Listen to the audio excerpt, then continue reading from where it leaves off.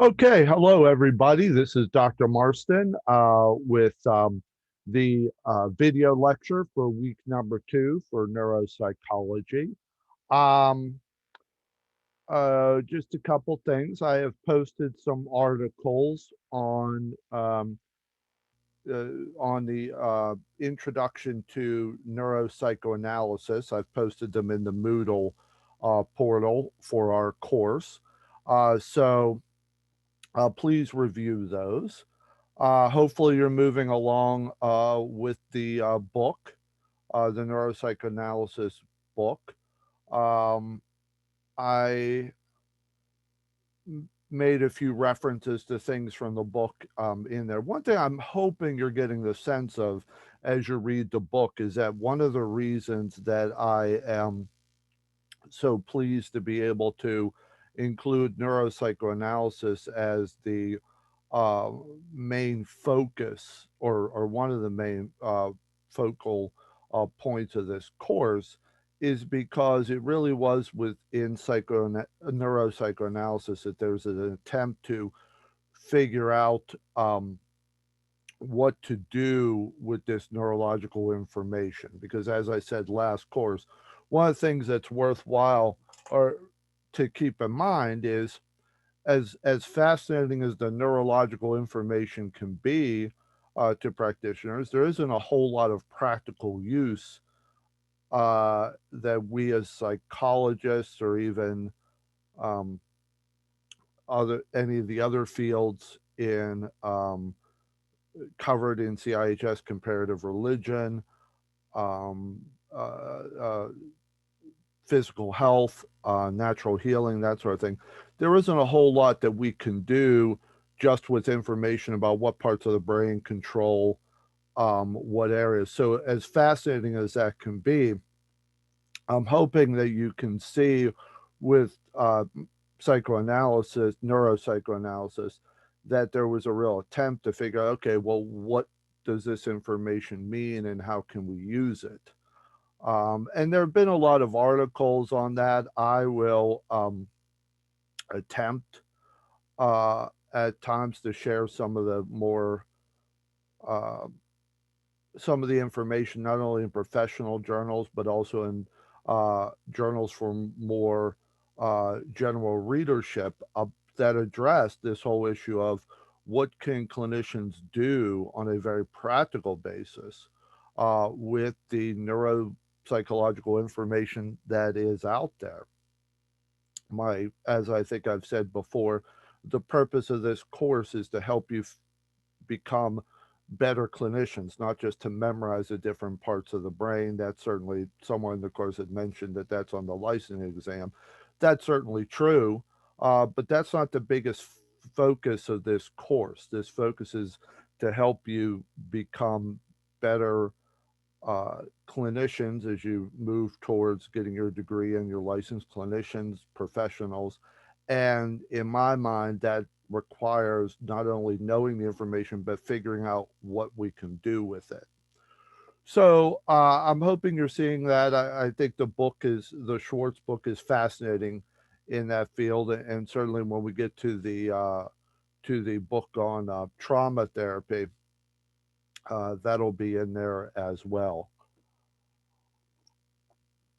Okay, but what I wanted to talk about today during this lecture is move a little bit more again into the whole issue of introduction to neuropsychology. Last week, I some of the material that was submitted in the Moodle portal had to do with introduction to different parts of the brain. As I said, I included a few articles on introduction to neuropsychoanalysis. And today I'm going to get into, in this lecture, a little bit into the field of clinical neuropsychology itself. As I said, um, in my mind, neuropsychology is split kind of into two areas. One is clinical neuropsychology and the clinical application of neuropsychological information to testing, behavioral plans, recommendations, that sort of thing. And then behavioral neuroscience, which I would say is more in the area of how does this neurological information uh, impact clinical work, any other sort of work where we're not necessarily working or addressing just neurological factors, but neurological factors play a role. So I'm going to get today. I'm going to do an introduction to clinical neuropsychology. So by the time we meet on Thursday, what you'll have done is had materials on um, introduction to the general brain areas, introduction to uh, neuropsychoanalysis, and introduction to clinical neuropsychology. So hopefully we'll have a good grounding in some of the introductory materials. I have in front of me a sort of a text that I'm going to use as my guide. My plan is to submit this to you for you to have a copy of this after I'm done with the lecture. I'm going to tell you ahead of time. I can't promise I'm going to be able to do that. Again, because of copyright issues, but I think I will be able to do it. Just to keep in mind, a lot of the materials I use in this course are not ones that I wrote. I have notes on them. I have things that I want to cover from them, but they're written materials that I've obtained from elsewhere. I think you saw last week, John Hopkins was where I got the one material. This is from a hospital. I bring that up for two reasons. One, just for your information. I mean, there is such good materials out there that I tend to use other professional materials as my guide, and then I have my own notes and things I want to bring up from them. Also, if you get any materials from them and they have contact information on, please ignore that. That would have been, like, for instance, this one has the contact information of the person at the hospital that students are supposed to contact if they have a question. That certainly would not be the case here. This is just this was basically from a course for medical residents at a hospital that I thought was very informative. Okay, so let's talk a little bit about introduction to clinical neuropsychology. So let's talk about what is, neuropsychology um, is often described as the study of the brain behavior relationships. And what neuropsychology in general seeks to understand is how the brain, through how it's structured, through its neural networks, um, produces things like behaviors, emotions, personality, thinking, learning, remembering, problem solving, and consciousness. And in fact, this idea of consciousness is particularly important. Notice how all of that kind of crosses over to what you're reading about in the neuropsychoanalysis book, but particularly this idea of consciousness. How do we know that we know? In philosophy, there's a field of philosophy called epistemology, which is knowing about knowing or learning about learning. What is how is this not only that we um, feel, behave, and act, but how is it that we come to know that we are acting, behaving, and feeling? There's arguments, if uh, to what degree that separates us from non-human animals. This idea to know that we know, to learn what we learn. So consciousness becomes an extremely important field, and actually is the one area that tends to pass from this sort of like more concrete uh, approach to neuropsychology, which is just studying these different areas: feeling, emotions, learning, memory, and really delves into that part that makes us human. Regardless of the issue of whether animals have consciousness, that's an entirely different field. Fascinating as it is, it's just a different field. Um, but um, but this real uh, important emphasis on us as conscious beings, conscious that we are doing things, conscious that we are uh, feeling a certain way, acting, conscious that we're mortal. There is one thing, and again, going back to this comparison of human and non human animals, there is this uh, line of thinking in that area that one thing that separates us from non human animals is that we know we will die someday. And animals don't necessarily recognize that.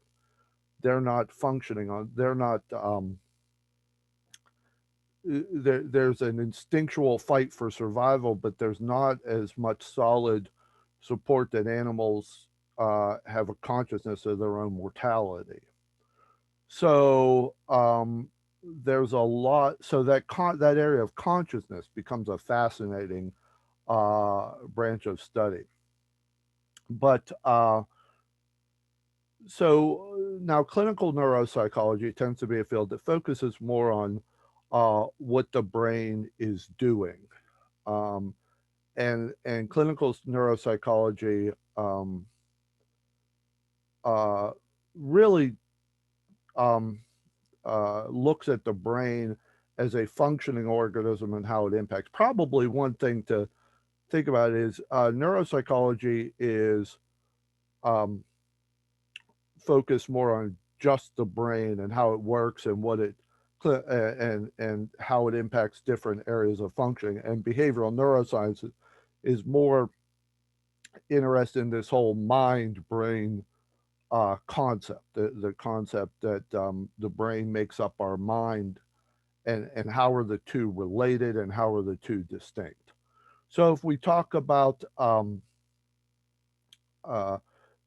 so when we talk about clinical neuropsychology often obtains its information through the study of both healthy and damaged brain systems, um, and particularly how um, damage to the brain is impacted by certain injuries, certain diseases, um, and what those diseases do to the way the brain functions. Clinical neuropsychology typically uses neuropsychological tests.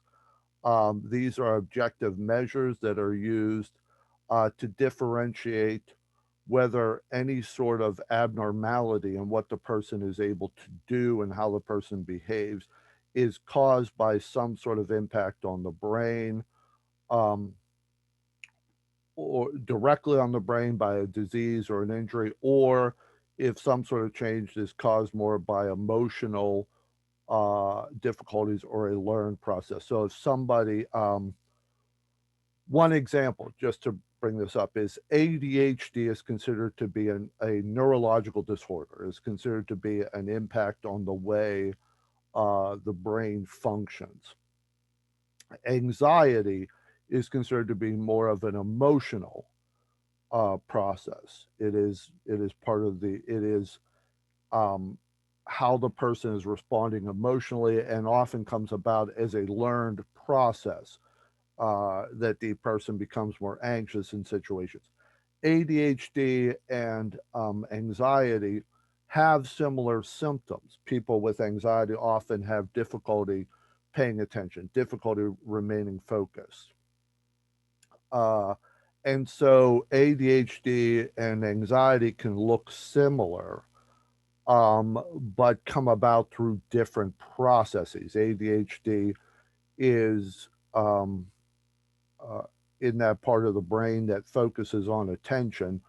There are considered to be deficits. So the person is unable uh, to pay attention because of the way their brain is functioning. Anxiety, oftentimes people have difficulty focusing, but that is because a different part of the brain that controls affect, that controls emotions, that part of the brain is interfering. So the attention part of the brain is working fine, but there's an interference in in terms of that process being able to impact directly on what the person is doing. Now, to add to it, in children, there is a diagnosis called oppositional defiant disorder, which often comes about, which is essentially the child um, becoming oppositional much more than is typical, refusing to do things that they're told, refusing to follow rules. That is considered to be a learned disorder.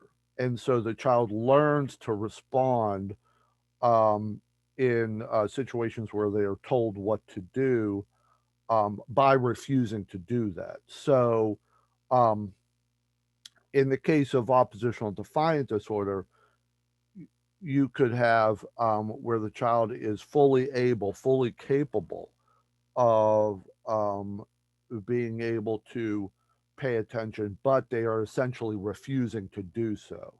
When I do evaluations on children who have ADHD, an oppositional defiant disorder, I will often describe it as ADHD um, is the child is unable to pay attention.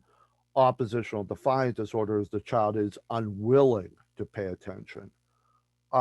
So in that case, you may again have this area where the child is fully capable of paying attention, but their learned response to what goes on when they're able to pay attention is to refuse to put effort into things, is to refuse to pay attention.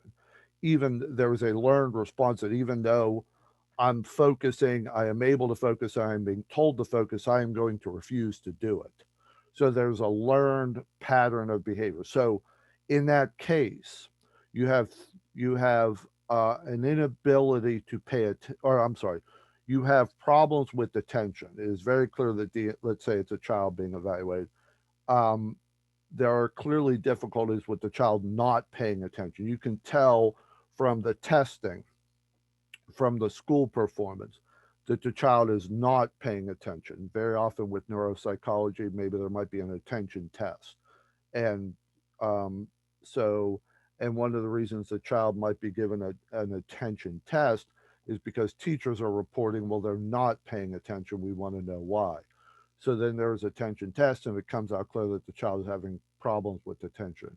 However, neuropsychology then needs to delve more into it because there's at least three possible reasons why there might be that problem.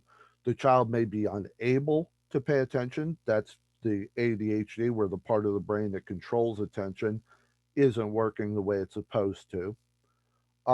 There could be an anxiety response.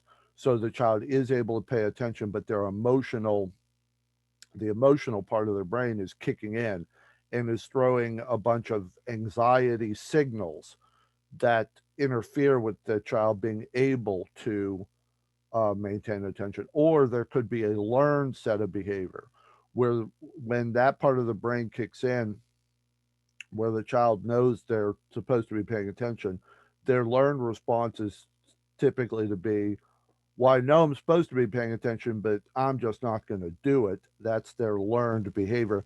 That's the learning part of their brain kicking in and becoming a problem. So the same problem from a neuropsychological perspective could have at least three different causes, if not more.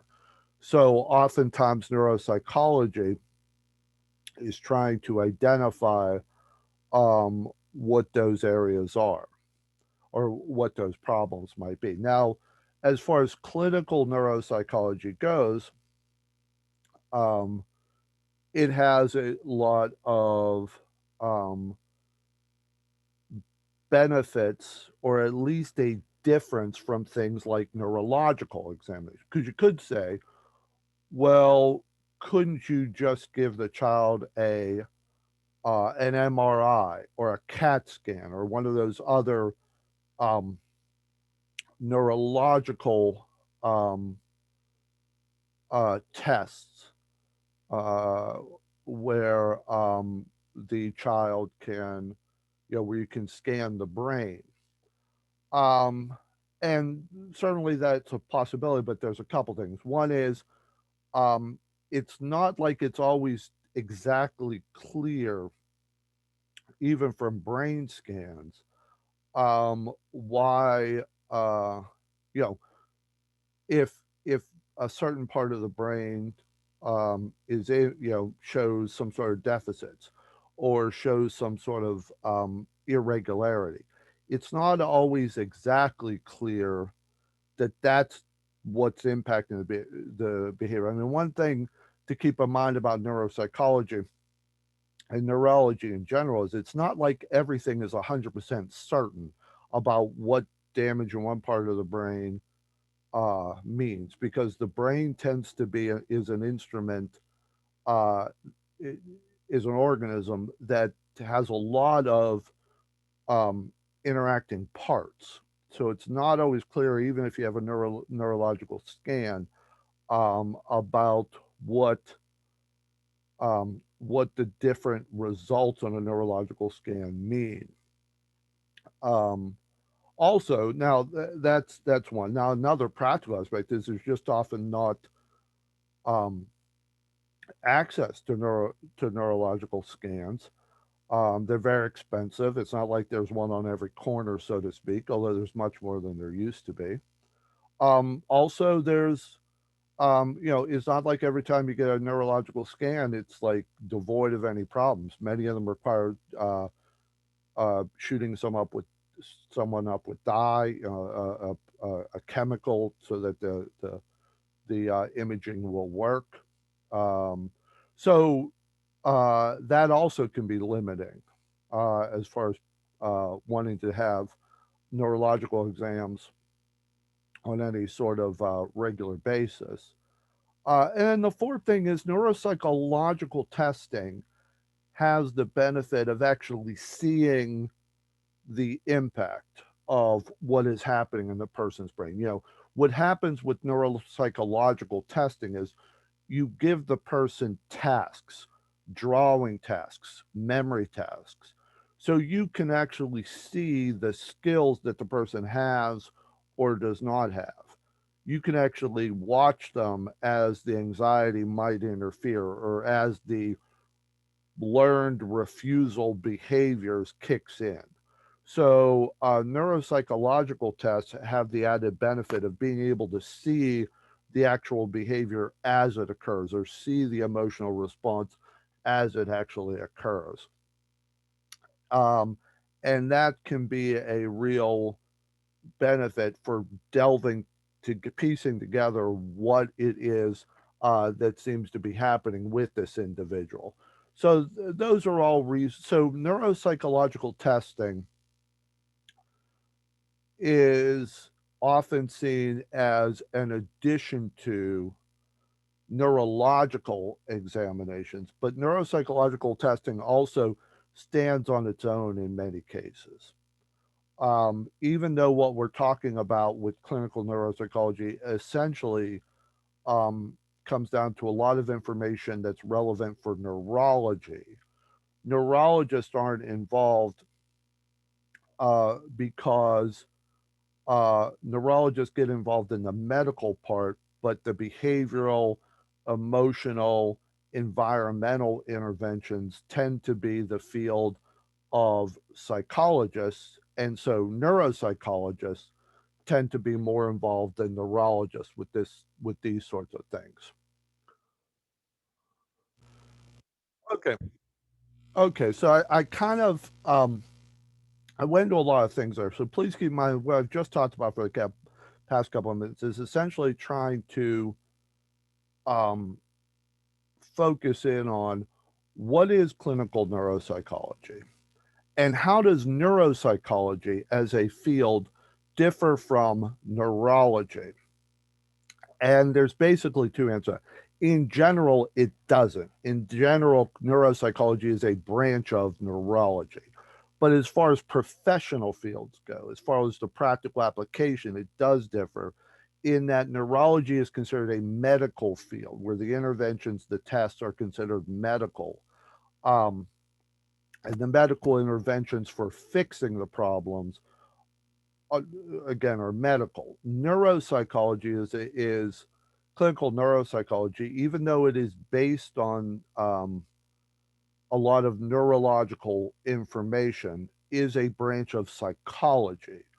And the reason why that's important is because the interventions are um, behavioral, environmental, therapeutic. Um, so when you ask a clinical neuropsychologist, okay, we know what the problem is. We need you to help. Well, we need you to help us identify the problem. And then the interventions that we need to do, both of those areas tend to be focused on the behavioral, the emotional, the environmental, as opposed to the medical. Uh, but just again, and this is in the material, I'm reading this straight from the materials that I have here. I'm going to tell you. So, what is clinical neuropsychology? Let me just give you some basic. Clinical neuropsychology is the study of how functional skills, including memory, language, attention, reading, planning, visual spatial analysis, problem solving, change and impact daily life as a result of brain injury or brain disease.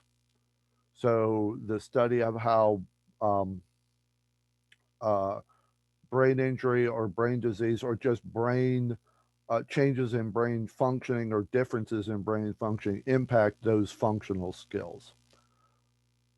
Neuropsychology is also the study of the interrelatedness of how mental processes and injury to one brain system might impact the functioning of other brain systems. Um, Next one, the clinical neuropsychology is the determination of brain diagnosis based in part on results of objective psychological tests that are sensitive to brain injury or disease. Clinical neuropsychology is the analysis of uh, the degree to which people may recover from brain dysfunction and may be able to adapt to neurological disabilities. Clinical neuropsychology is also the administration of objective psychological tests and related procedures that are sensitive to the effects of brain injury. Clinical neuropsychology is also the selection of examination procedures that are specific for measuring functional changes in the impairment of specific cognitive domains. That last one, what that means is um, it is clinical neuropsychology involves a specialization in understanding what sorts of tests, what sorts of measures are going to be best for uh, uh, identifying how functional changes in the brain are impacting on the person's functioning. Um, Clinical neuropsychology is the process of tying together psychosocial history, personality, medical, and physical health history, and mechanisms of brain injury in order to make sense of the person's mental functioning and clinical presentation. That's an important thing um, about clinical neuropsychology. Clinical neuropsychology and clinical psychology are very similar in that they tie together sort of everything about the person's history, everything's about the person's functioning into a coherent picture of the person's functioning. In fact, some people would argue that the only real difference between clinical psychology and clinical neuropsychology when it comes to assessment is where the emphasis is placed. Clinical neuropsychology will tend to um, put a lot of emphasis on the neurological aspects of the person's history, the person's functioning. And clinical psychology will tend to put more emphasis on the emotional and personality side, but they both incorporate that into their understanding. They both incorporate medical, but there's less emphasis on it than there would be for a neurological uh, test. And the other thing that clinical neuropsychology is the determination of rehab needs based on the measured strengths and weaknesses in the person's functional domains. Now, one thing I hope you're seeing here that really drives home something I brought up in the first class is when I go to this area of how the field we're studying is basically split into clinical neuropsychology and behavioral neuroscience. Notice what you're seeing here. Clinical neuropsychology puts a lot of emphasis on something being wrong with the brain or something being different with the brain. Behavioral neuroscience is that field that kind of looks at, well, what if there isn't anything actually wrong with the brain? We're working with what we believe is an otherwise healthy brain. Still, how does that impact us? How does that impact human behavior, and what does that mean as far as the relationship between mind and brain? Um, and so those are the two areas um, that we're looking at. But when we talk about clinical neuropsychology, we're really looking at, there's a strong emphasis on brain abnormalities. Now, as I talk about that, I want to add something here. I told you at the beginning I do a lot of work in what is called a specific field of neuropsychology called behavioral neuropsychology, which is really the interaction of behavior therapy and neuropsychology. There was a lot of work in that area for interventions for disorders or diagnoses that are considered to be neurological, but they tend to be, most of the stuff here talks about brain injuries or brain disease. And um, another area that I would say is different from those two is brain differences. Um, the example that I would give is one field I do a lot of work in is working with autism. Um, I have a book on it. I do a lot of talks on autism. So I do quite a bit of work with autism. Autism is considered to be a neurological condition. But a lot of people would argue that autism isn't necessarily a disease. Um, a lot of people would even argue that it's not even a disorder. It is a different way of functioning. Now, um, most of the people who would make that argument are referring to or have what is called high functioning autism. There are different levels of function of autism, and one is called high functioning autism, where the person has a lot of verbal skills, may even have a high or at least average IQ, um, and so the neurological differences that are impacting the person's functioning are not considered to be that severe. Um, that is different from some of the more severe levels of autism that can impact on the person's ability to communicate or socialize at all. And so, um, in that case, um, there is an argument being made by large groups of people that autism is not due to neurological disease, neurological disorders, neurological injury, but is just due to neurological differences, atypical neurological functioning. Um, I used atypical because the movement, as far as this large group of people who really present this idea of autism being neurological differences, is called the neurotypical movement. Neurotypical. The emphasis being that individuals with autism will say, the difference here is those of you who do not have autism, whose brains function in the typical way, are neurotypicals. Um, you have a different way of your brain functioning when it comes to social interactions than we do. That does not make it different. I'm sorry, that does not make it wrong. That does not make it a disorder. It just makes it different. Um, so I bring that up because this definition of clinical neuropsychology can be a little limiting in that there is, um, it doesn't just have to be brain disease or brain injury. It can be, brain differences. And because different doesn't necessarily need to be wrong, different doesn't need to be a disorder or a disease. It can just be different rather than wrong or problematic. Now, I hope also that you will see that if you think about brain differences as opposed to brain injuries or brain diseases, that's where you can start to see this sort of connection between clinical psychology and behavioral neuroscience.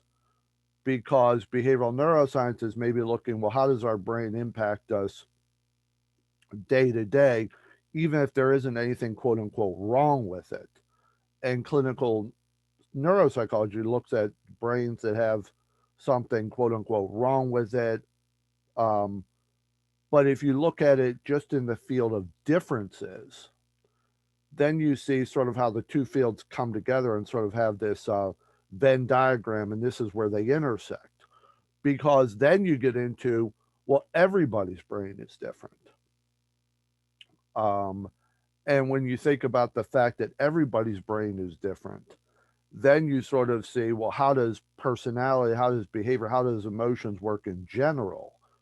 Because if we're looking about brains being different as opposed to being diseased or injured, well, then that's everybody.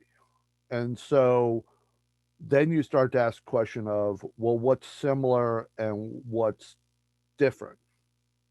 What do we all have in common in terms of how our brain functions, and how do changes come about? And is that due to the mind? Is that due to the brain?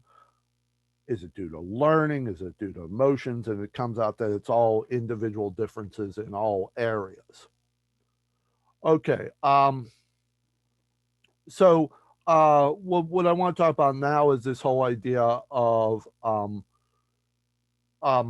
so neurological testing comes down to two different areas.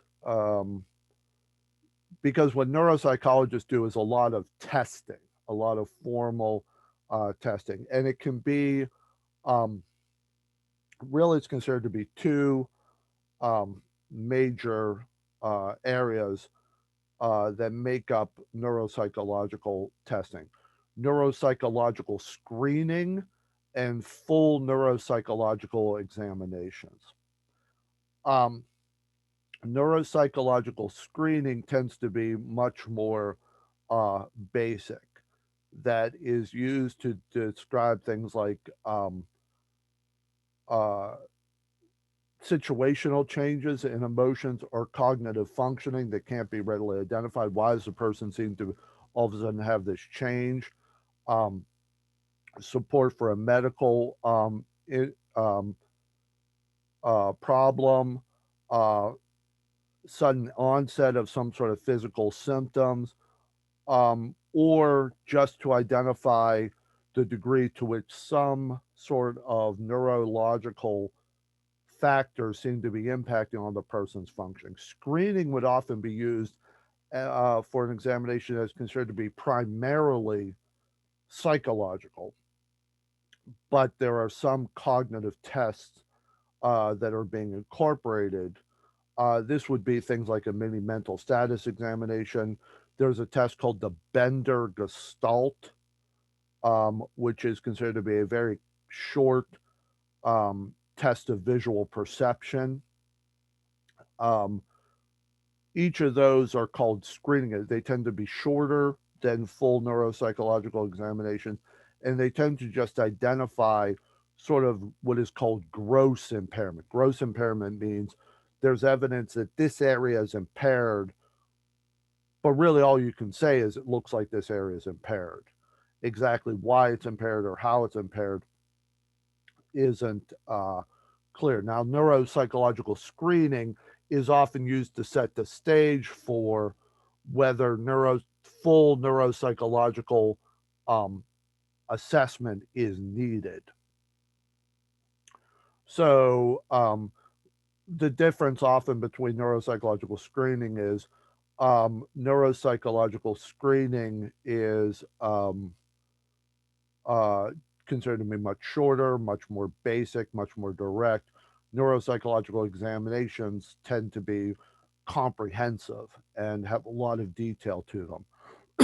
Now, when we talk about neurological assessment, what exactly is measured? What exactly does clinical neuropsychology look at? What are the areas that they look at? Now, as I said before, neuropsychological assessment, clinical neuropsychology, will look at personality, we'll look at mood, we'll look at emotions, but the primary focus tends to be on neurological factors. And the neurological factors that tend to be sort of the wheelhouse of clinical neuropsychology are what are called cognitive processes. And what are the main cognitive processes that neuropsychologists look at? Um, uh, so, just to tell you what they are, some of the major areas: attention and processing speed, which is the capability to focus and sustain attention in mental activity. Um, and also the speed at which someone can take in information. So, attention and processing speed is one. Motor performance, which is the ability to perform gross and fine motor tasks. Um, sensory acuity, the ability to detect basic visual, auditory, and tactile sensations. Working memory. Um, Working memory is the ability to keep a limited amount of information active and updated. So, working memory can be considered to be that type of memory that you use in the moment. You're taking in information, you're kind of using it right away.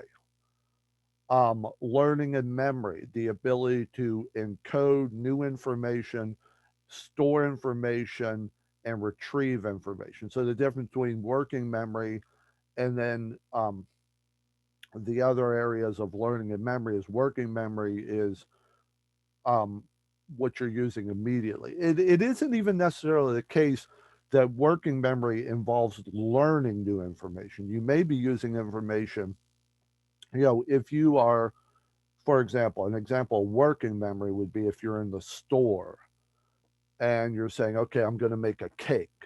So I need to, as you walk in the store, you say, okay, I need a cake. So I need eggs, flour, sugar, milk, whatever, or I just need a cake mix.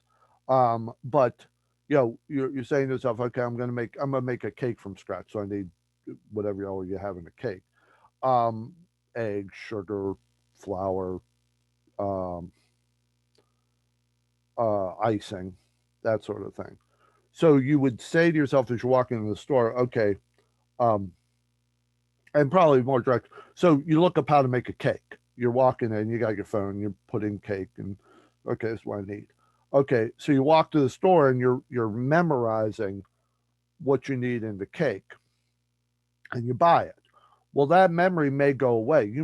It's not like you memorize what's in a cake. Probably when if you had to look up a recipe for a cake walking into the store, chances are when you go to make the cake, you'll just pull that recipe back up. So you didn't actually learn the information. You didn't store it anywhere other than sort of this immediate part of your brain.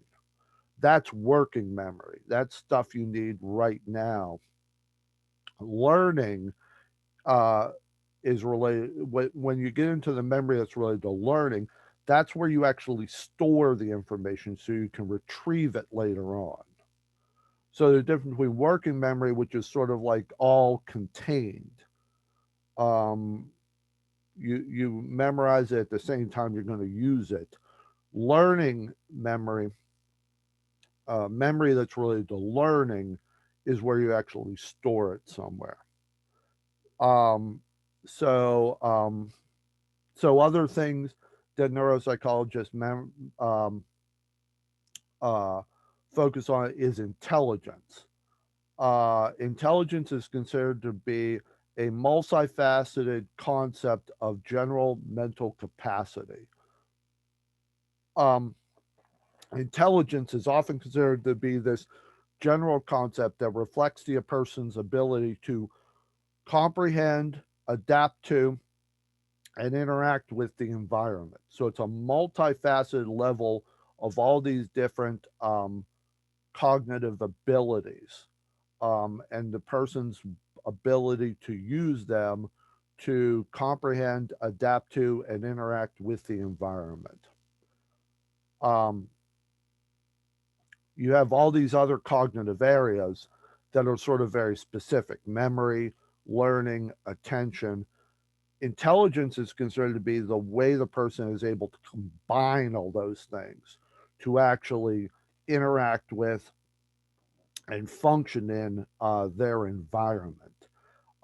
Intelligence isn't well defined. You know, there's a lot of different theories about what intelligence is, um, but that's the general sense of what it, and that's why you've got these concepts of other types of intelligence. You may have heard things like emotional intelligence, because a lot of people, a lot of researchers have said, well, you have this concept of intelligence that's all well and good, but what about the person's ability to navigate through emotional experiences? Doesn't that also play a role in the person's ability to adapt to and interact with the environment? So even, the intelligence tests um, usually will have uh, both of the main ones have 10 different areas,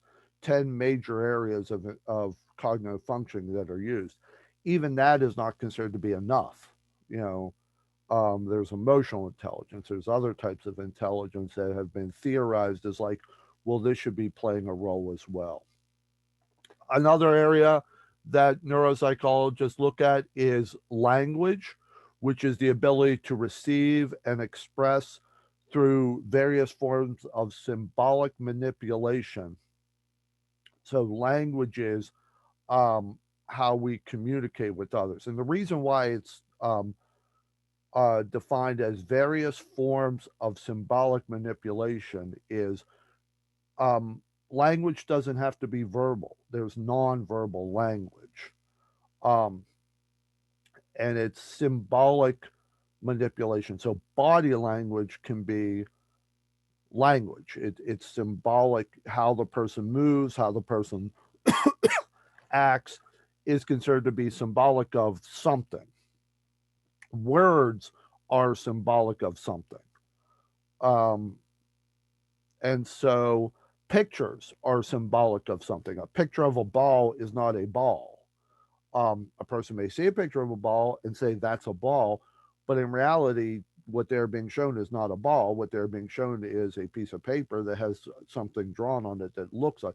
So, as I think I said before, if you showed someone a picture of a ball and you asked them what this is, and the person was being literal, they would have to say that's a piece of paper. But it's not but they wouldn't say that in language. Often they would say that's a ball. It's a symbolic representation of a ball.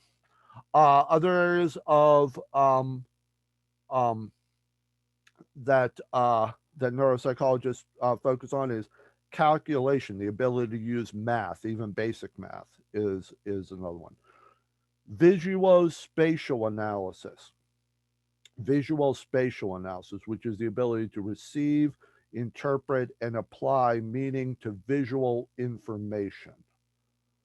Um, a lot of tests of neuropsychology, a lot of neuropsychology screening tests use visual spatial analysis. They will have the person either look at pictures and say what they are, or but that's considered to be language. That's considered to be naming. Uh, Visual space would be drawing.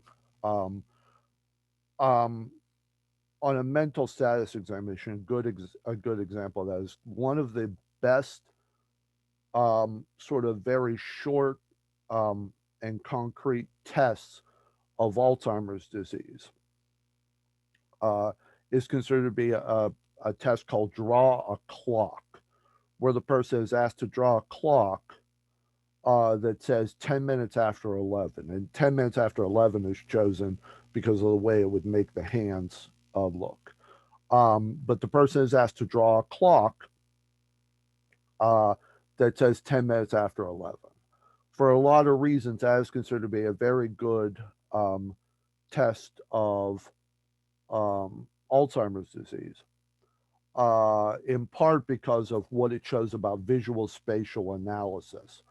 It's sort of the combination of, actually, it's a combination of visual spatial analysis and memory, because the person has to remember what a clock looks like, but then has to be able to show it through, a visual activity, drawing. So, visual spatial analysis, is another area that neuropsychologists look at. Problem solving and judgment, um, is, another, area. And problem solving, refers to advanced higher order information processing, where knowledge is assessed and manipulated to find solutions to problems, um, and make informed and reasoned judgments. Now, one thing to keep in mind is, uh, um, some of these areas are, if not more important than others, emphasized more than others. In the field of clinical neuropsychology, one area where neuropsychologists, or even psychologists in general, are often asked to address is specifically this area of judgment. Um, Problem solving and judgment is sort of considered to be combined because it's the person's ability to find solutions to problem situations, but judgment is considered the ability to use that information to make informed and reasoned judgments. And very often, neuropsychologists and psychologists in general are called specifically to answer the question of judgment. Um, we call it judgment. The general legal term is competency. So, for instance, one thing I do every week or most weeks is I do evaluations at a jail for what is called, um, uh,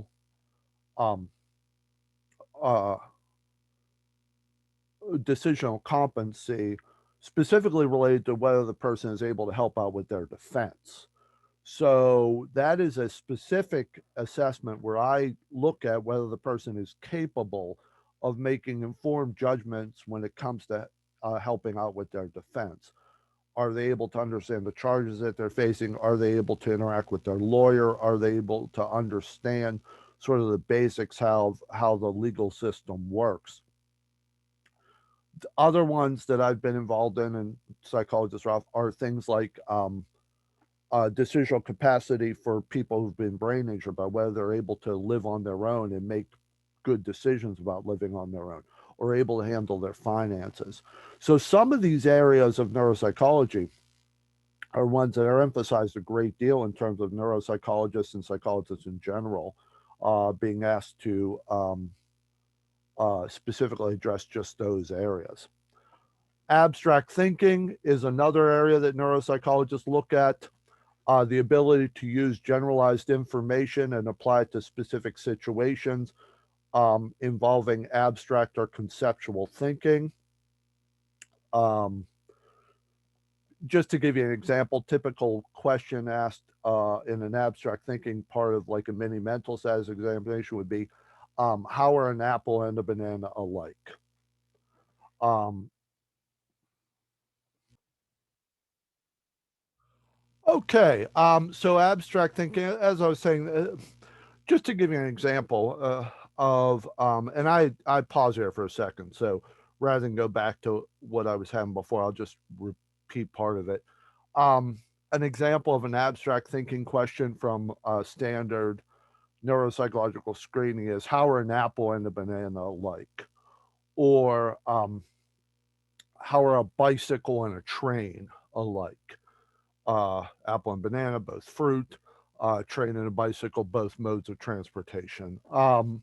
So um, the general abstract categories you can see there. Going back to judgment, just to give you an example, when I do the decisional judgment, it's considered competency. That's the legal term for it. Competency to stand trial is what the term is. But it basically goes to this question of judgment.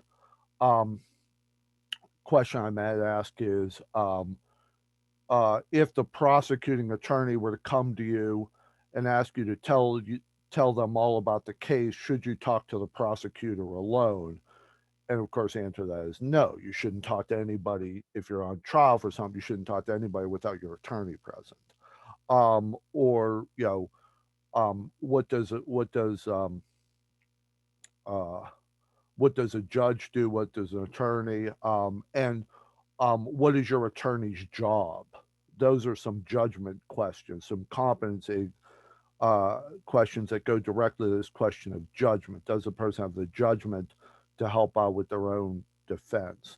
As far as judgment regarding um, decisional capacity for someone to live alone, that's often where another, when I might be called into a medical facility or a nursing home to be asked to assess whether this person has the judgment, the competency to live on their own. And questions like that might be, um, uh,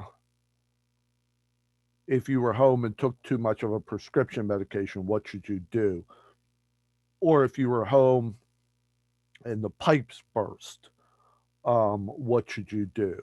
Those sorts of competency questions. Other things that neuropsychologists look at: mood and temperament. Um, that's sort of this psychological part. They will, neuropsychologists will take that into account. But notice how that's not emphasized as much as it would be in a neuropsychological assessment. Mood and temperament is part of it. In a psychological assessment, it might be the major part of it. And then the last area that I'll talk about that is used in neuropsychological assessments, or is addressed in neuropsychological assessment, is executive functioning. Um, and executive functioning is the ability to reflect on, initiate, evaluate, and regulate thinking and behavior. Um, and it's sort of this overarching ability to use all these skills to regulate behavior. Intelligence is seen as the ability to um, plan how to adapt to the environment. Executive functioning is sort of this um, ability to actually follow through and initiate behaviors to adapt to the environment. Okay, that's a good place to stop for now. We will pick up this discussion as far as the basics of neuropsychology uh, in the next class. As I said, the materials that I'm reading from, I will try to download it onto Moodle so that you can read it before class. If it's not there, we'll talk about it at the next class as far as how I'll get that to you if I can, because I think, as I told you, after I'm done with this lecture, I'm going to be leaving for a few days and we'll be back to right before our Thursday night class. So if you don't see this in Moodle, don't worry about it. We'll I'll figure out what to do with it after Thursday night's class. But I'll see all of you on Thursday.